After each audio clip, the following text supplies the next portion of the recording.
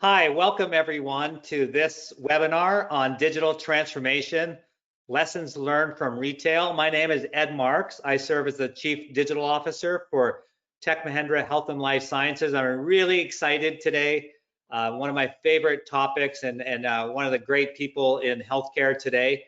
And I want to welcome Suja as our guest today. Suja is the head of digital and technology at Common Spirit.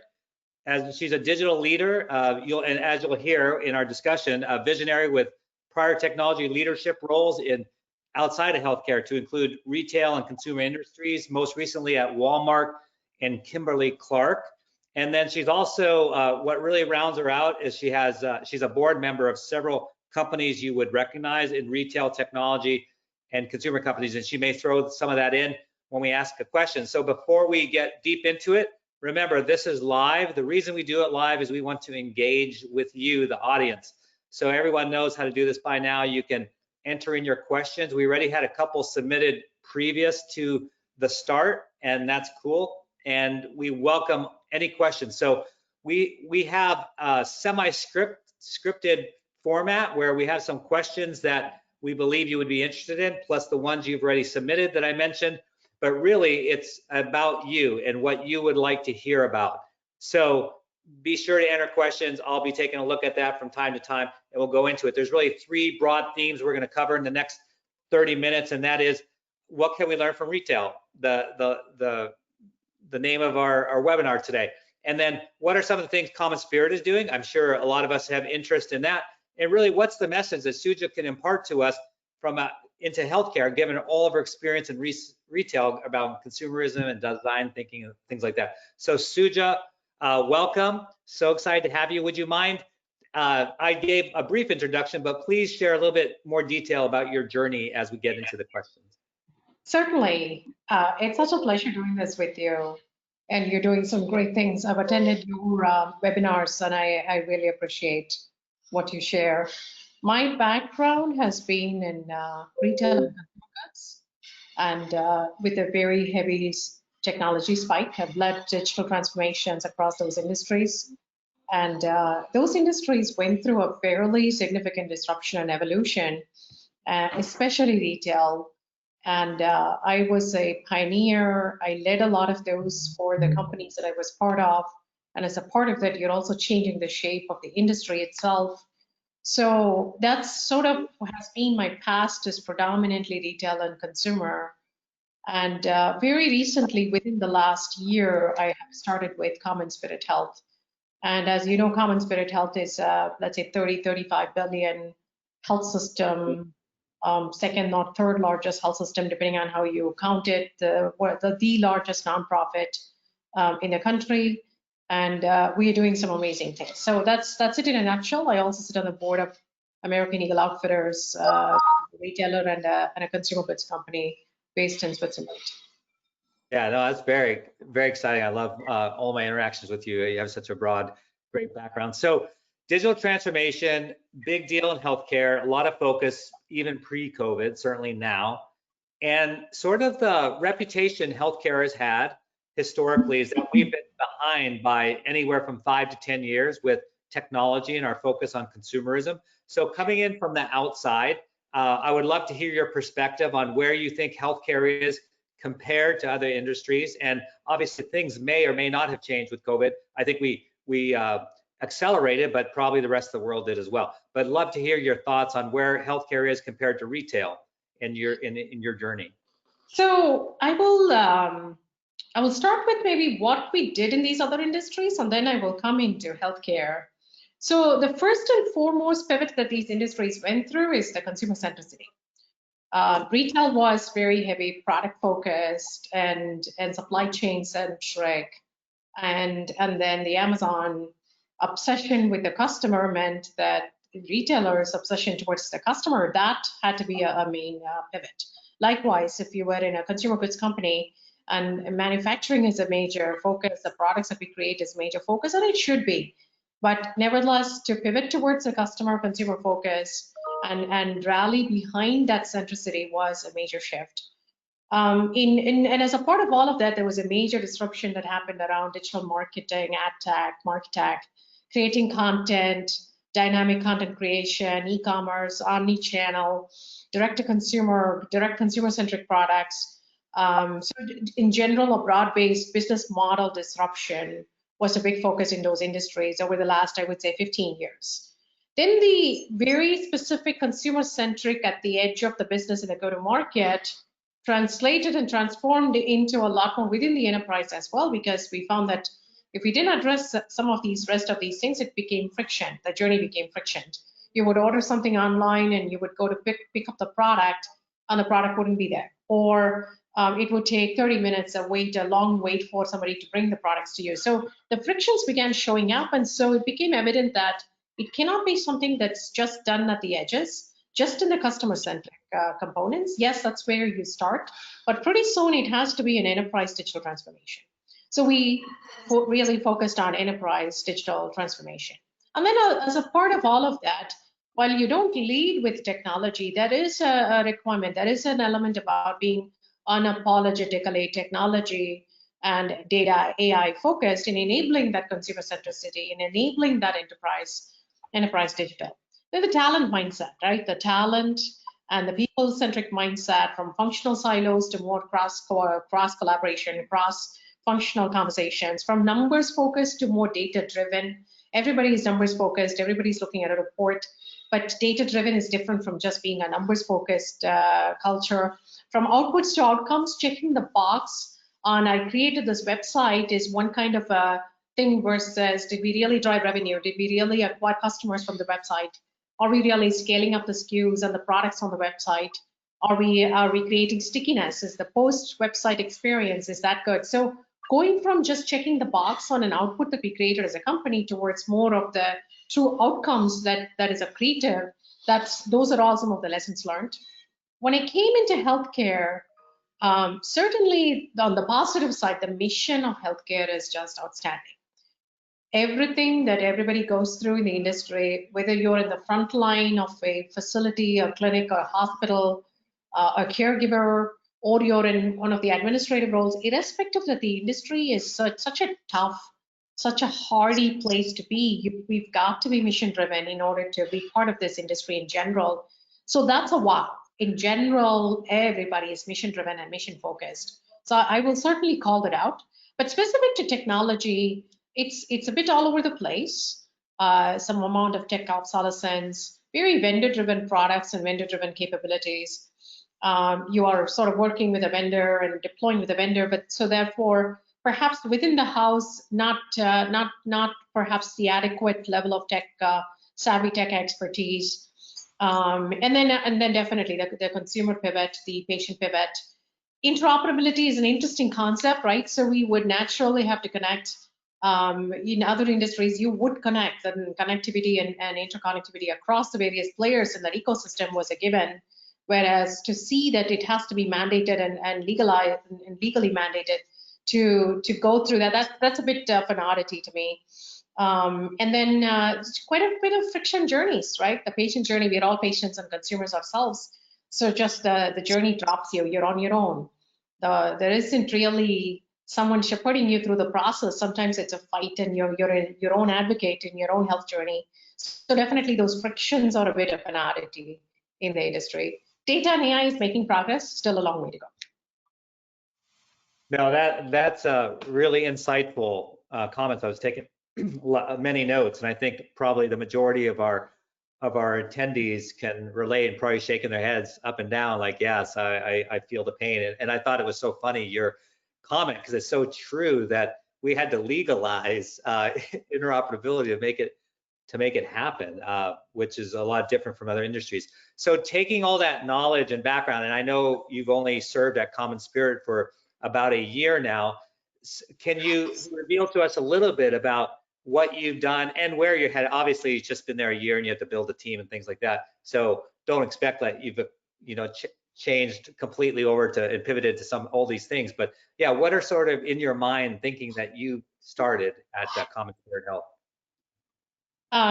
So we are making progress. COVID it's needless to say, everybody has said that, so I will reinforce that. COVID definitely was a major tailwind, major enabler, or necessity to drive many of the things that we have done.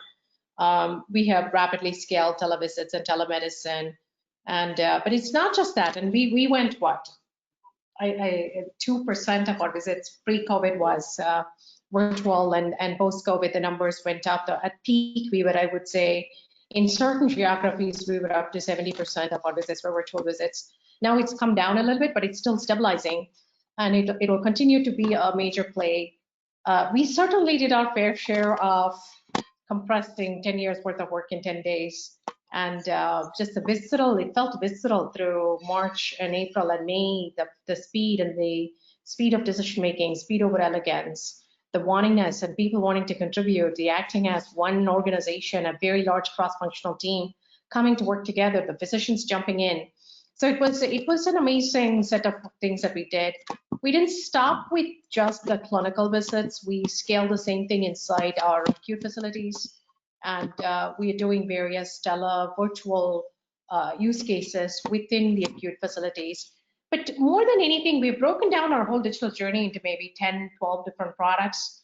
Your traditional ones, the integrated digital front doors, your MarTech, AdTech stack, search and schedule, be found, patient provider matching, digital content is a major topic for us, the full stack remote care, omni-channel engagements, guided care, digital therapeutics and guided care, hyper-personalization, inside the house digital operations. So there's about 12 different things we have decomposed as digital products, and we are making progress across all of those in some way, shape, or form, because virtual doesn't just sit there, right? Demand has to be generated. And then this comes from my retail days. You can create a website and put it out there, and it just sits there. Nobody knows their website exists. So you've got to make sure it is known, and search engines are able to find it, and your consumers are aware. You reach out to the consumers and bring them in and make sure that they know this capability exists. And so it's a broad based. It's driving it across a lot of these things. In general, as you know, Ed, the regulatory environment plays a big role. And the payer situation, including Medicare and CMS positioning on televisits, play a big role. And definitely McKinsey prediction, 250 billion out of the total spend has a potential to go into virtual across the continuum. 29 states have passed laws to make sure that the virtual visits are paid at parity to a physical visit. And there is 10 states that legalize, that expect as law that it is at least included, if not mandating parity. So this genie is out of the bottle. The consumer is demanding. The consumer awakening has happened in many ways, shape, and forms.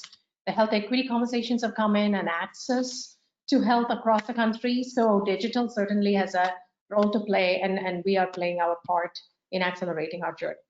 Yeah, no, that was fascinating. If the last 5 minutes of content that you just shared with everyone is gold. So thank you. Just a lot of content right there about what people should be doing. Now we do have some questions, so I'm going to pivot our conversation a little bit. A reminder, we have 15 minutes left. We will try to address all the questions that come through. We have a couple to address now that sort of fit in with what we've been talking about, so we'll take them right now. So, but please keep the questions coming. So the first one is, okay, you listed off 12 things that you're doing. How do you prioritize for maximum impact? So you have all these things, probably this big of a budget, this many, the appetite this big. So how do you go about prioritizing? So it's a value-driven, it's an outcome-driven prioritization. And so we have a framework that's based, it's a four-part framework. One is the direct contribution, the direct clinical contribution towards the patient experience. The second is the financial outcomes that come out of the capability. The third is the ability to scale and sustain that product. The fourth is consumer centricity. And they all have different weights, and consumer engagement centricity probably, and the clinical outcomes. So we have a four-part framework through which we look at every use case, not just at a product level, but the use case within the product.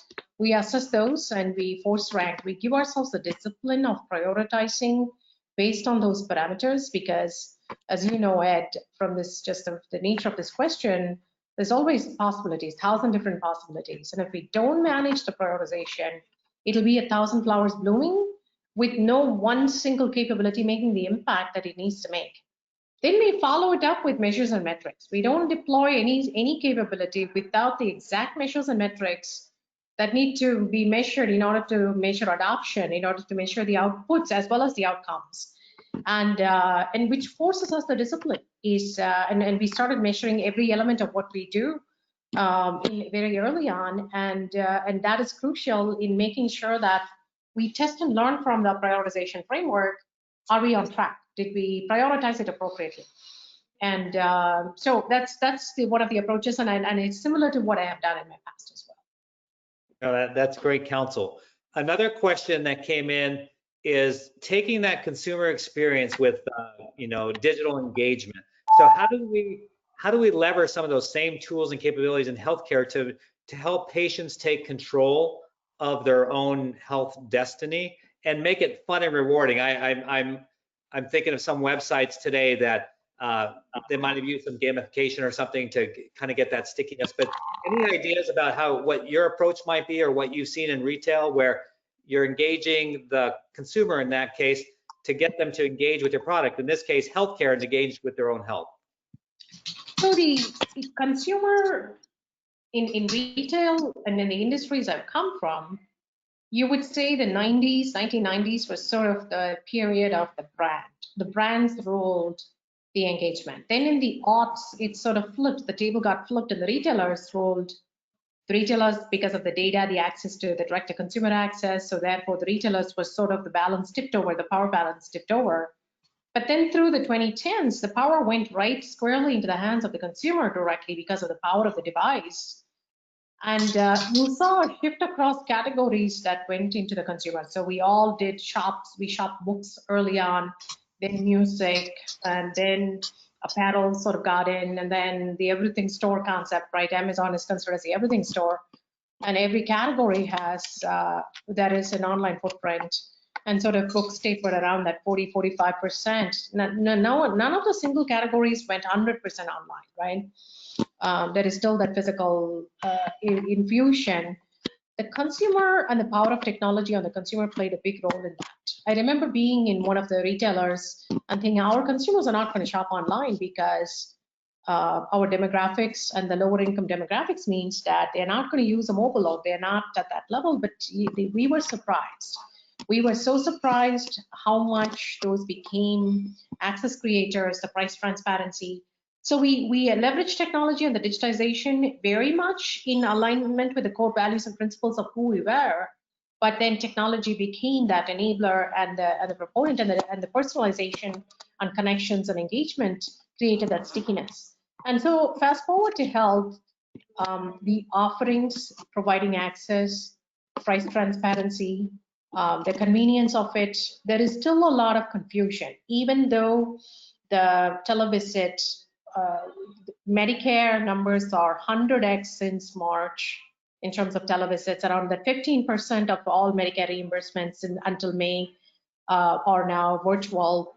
But in order for the stickiness to happen, we will need to provide, and 82% of those that took the virtual visit were highly satisfied. 62% that have not had a virtual visit so far favor it, look at it positively. So the numbers are all there, but there is still a lot of confusion. When do I take a virtual visit? When do I need to go to see a doctor? People are, I mean, you know this, right? Post-COVID, people are afraid to go see physicians and patients in locations. So and we are doing everything that we can in our communities to encourage that visit. But there is still a lot of confusion. So content to engage and encourage people on how to think about a virtual visit versus an in-person visit. When would it be appropriate? When would it be not? And then keep adding the capabilities. Today, by and large, still, I could have a virtual visit. Let's say you're a physician and we are talking like this, and you want me to do a blood panel. I still have to step out and go to one of the facilities down the track. So adding additional services, let's say a mobile squad that comes and draws blood work, or let's say adding, and you can order prescriptions online, but making it more accessible. And so let's say hypothetically a journey that looks like this. I see you, you're my physician, we have a virtual visit, you order me a blood test or some kind of a panel, and that service comes to me. I don't have to step out. Let's say I have a comorbidity, I'm not in a situation to go out. And then you have the result online, you and I have another virtual visit, and you give me the results, You order me a prescription that comes to me within the next couple of hours, somebody home delivers, and you and I have a follow-on check-in, and you, meanwhile, your office is engaging with me on text messages. So think of that journey. We need to get there. And that kind of a convenience would be crucial to get to a lot more stickiness than we have today. Yeah, and I agree with you. And I think to your earlier point, when you enable this level of engagement and transparency, and the patients start to see their own data every day, they can look at it and see it. They kind of, I know me personally, that's what happened to me when I had a health issue a while ago, and I could look every day and I could, I was really engaged. I was like, oh, I'm going to make that number move the direction that my physician wants it to move because I know I'm going to be healthier. And so I was much more focused. And I think that's what is going to be a key element as well as we go down this trail. So we have about 10 minutes left. If you have any more questions, and I see some more coming in, we'll certainly address them. Now, Suja, you're blessed with an amazing CEO and amazing president. I've listened to both talk, just amazing. And they're sort of digitally, have that understanding. But what would, let's just say you didn't land someplace like that. What would your advice be to CIOs, CDOs who are newer, or at least have an epiphany? Okay, now I need to get more digitally oriented. But let's just say their C-suite peers aren't there yet. What would be an idea or two that you might incorporate to sort of get them along the same path? Yeah, change is not easy, right? So change is never easy. There is time-tested protocols and time-tested paths through which the art and craft of health has been rendered. And it is a very noble profession. And whether you're a nurse or a physician or a caregiver of some sort, it's such a noble profession. So there's always that respect for that history and the heritage. And then how do you bring about change?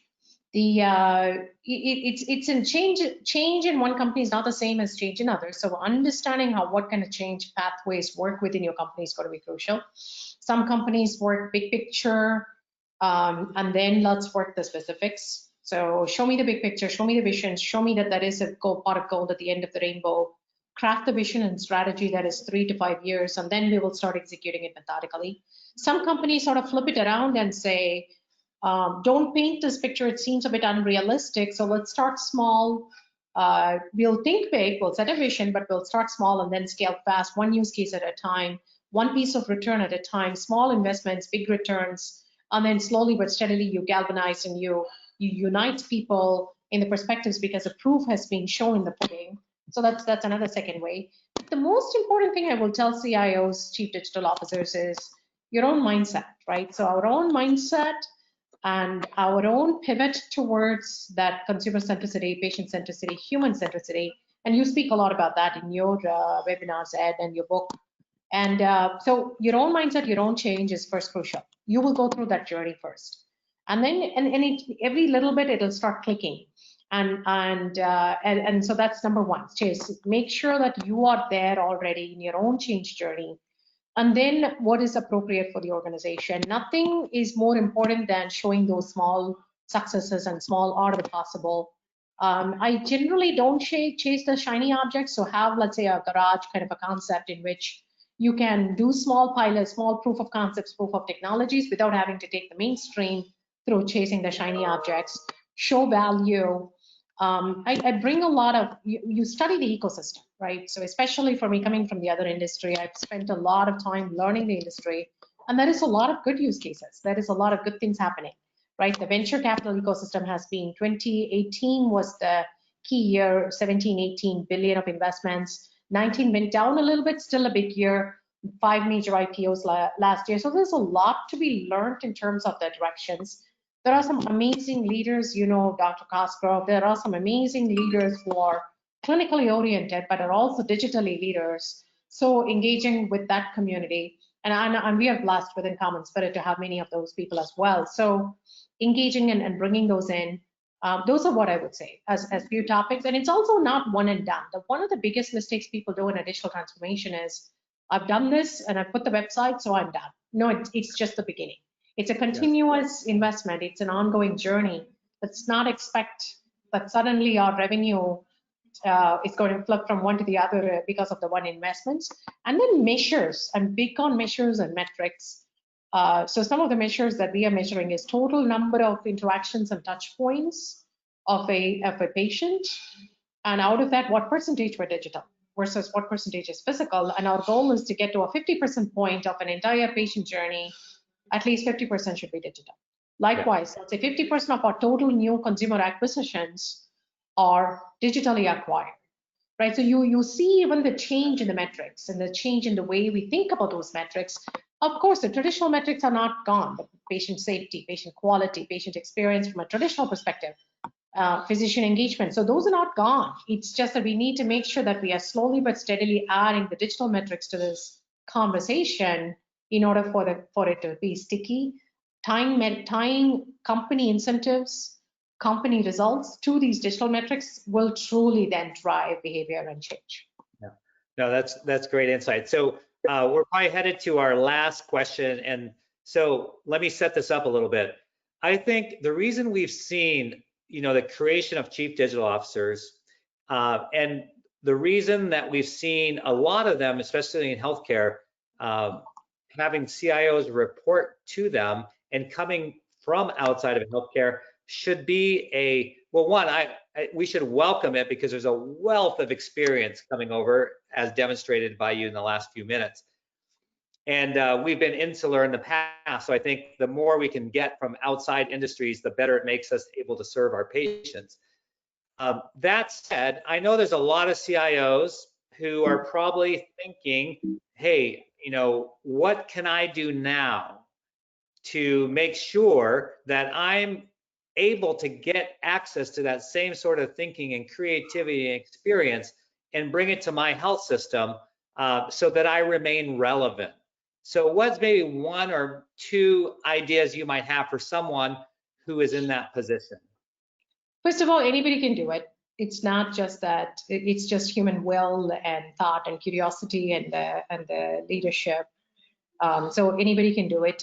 If, let's say, there is a CIO who doesn't have the digital expertise, surround yourself, hire talent that have it and bring talent, engage with vendors, talk to people, listen in on these conversations, get Ed, invite Ed to have a chat with your organization. So anybody can do it. It's just curiosity. And the other thing would be to try it, to work it, right? So there is nothing like doing and learning. So take something small, a 1 week scrum, a 2 week scrum. You're not pitting your entire budget. Do a 2 week scrum to build something, build an app. And the industry, we need to become builders. I think for too long, we have not been builders. I don't think there are a lot of engineering organizations in this industry. And so embracing that engineering mindset, the building mindset, the user experience mindset, those will go a long way. Yeah, awesome insights. I took a lot of notes myself. It's great. And I knew that would be the case, Suja. I really appreciate you taking the time to share with us, and we'll make this webinar available offline as well for those who couldn't attend live. So on behalf of the entire community, thank you very much for joining us. I have one quick announcement on some upcoming webinars. So in our leadership series, we have Kevin Roberts, who's a CFO from Geisinger. That'll be really interesting to learn from a CFO perspective. And next week, we have Cletus Earl. He's a peer of many of us on this webinar. He's a CIO. We're going to Senior Vice President CIO of Penn State Health, and we're going to be talking about racism in healthcare and in IT specifically. So it's going to be a really interesting conversation. So we welcome everyone to join us in those particular webinars. But again, Suja, thank you for joining us and sharing your wisdom with us. Ed, thank you, and great lineup. Thank you. Thank you. Thank you, everyone, and we'll talk to you next time. Bye-bye.